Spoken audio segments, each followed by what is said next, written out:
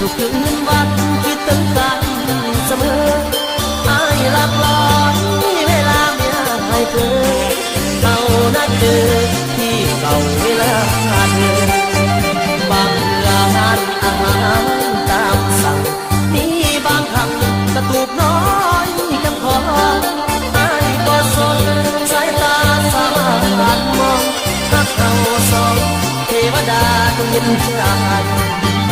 แต่แล้วความรักมาแต่ภายนอกฝากประเดะบอกให้เมียกินข้าวโต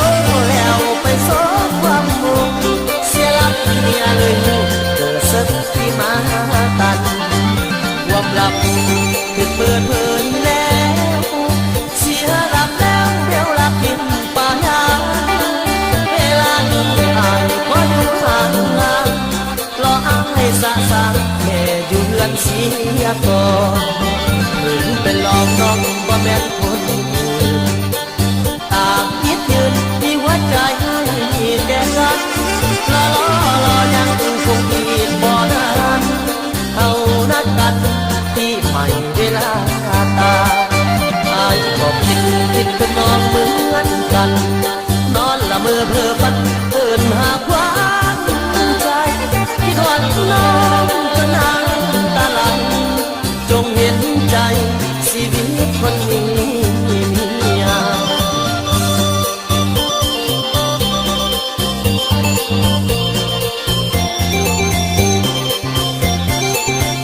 รออายรออีกจักหน่อยรออายรออีกจักหน่อยรอจักหน่อยอายสิลอยมารอจักบาทเมียอายเธอเอาละเจอพี่ตามเวลาใหม่ควันเอ้ยควันช่างจงรออายอีก3 นาทีจงรออ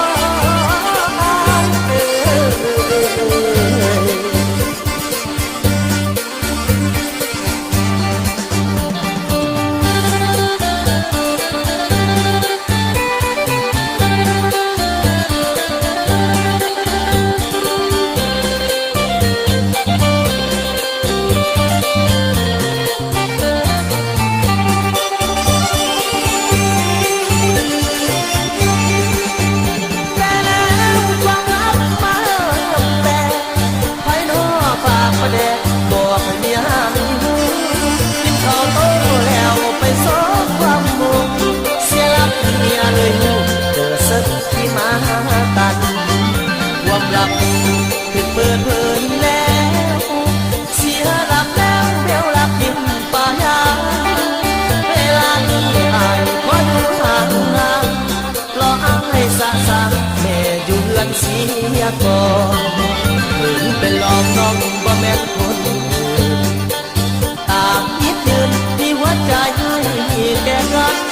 รอยังคงคิดบ่นานเอานัดกันที่ใหม่เวลาตา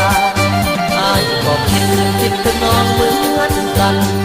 นอนละเมอเพ้อฝันเอิ้นหาความใจที่ทอนน้องจนน้ำตาไหลจงเห็นใจชีวิตคนมีเมีย